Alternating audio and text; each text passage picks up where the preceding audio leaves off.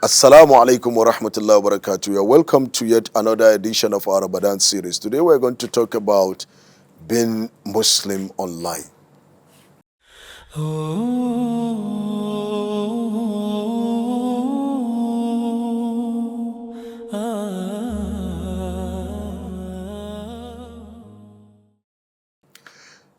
We live in an era where it is impossible to separate any sane person from the internet.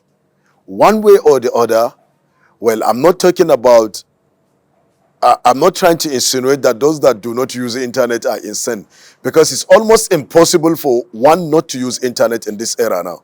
People make phone calls, people do transactions, even the guys you meet in the most remote areas in the country, they also use the internet.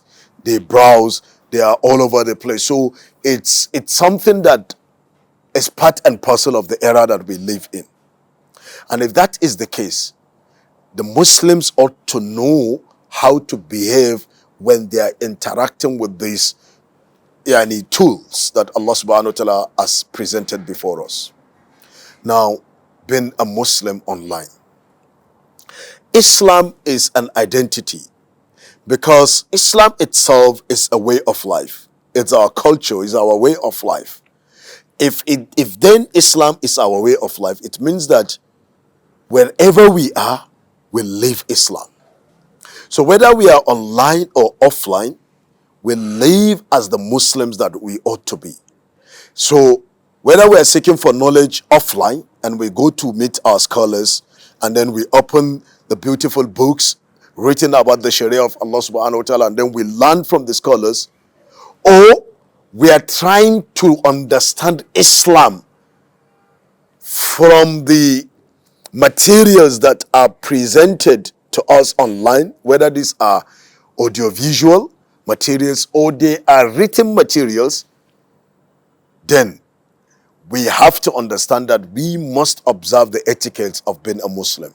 One, today, everyone goes online and then starts researching on any topic that comes to his mind, or any topic at all that he feels is not knowledgeable about. Then he goes online. So what are the dangers there?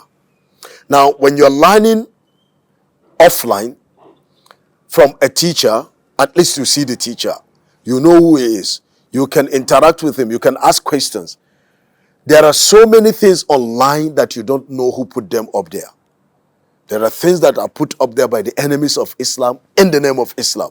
So how do you verify if you don't have a scholar that you know, that you can interact with, that you learn from, that you can clarify issues from? So being Muslim online means that we have to be very, very, very careful. If someone says Bukhari in Sahih Bukhari, it just cuts a hadith that does not exist. And at the end of it, it puts Bukhari underneath. How do you verify? And then you go about spreading the hadith and you say, because you saw Bukhari underneath. And then the real scholars that have studied would know whether this hadith is in Sahih Bukhari or not. So we have to be very careful. And then as Muslims, we have to conduct ourselves in a very high moral standard, even while online, so that others will see the beauty of Islam through our actions. A Muslim is not vulgar. A Muslim does not just start arguing blindly with people that he cannot even see. So someone behind a keyboard is arguing with a scholar that has studied, and then is also saying that I'm talking from position of authority, and then he has never come across that topic until that day. But as you're talking, is typing on the search engine. Google is Googling, and then you can never win argument against such a person.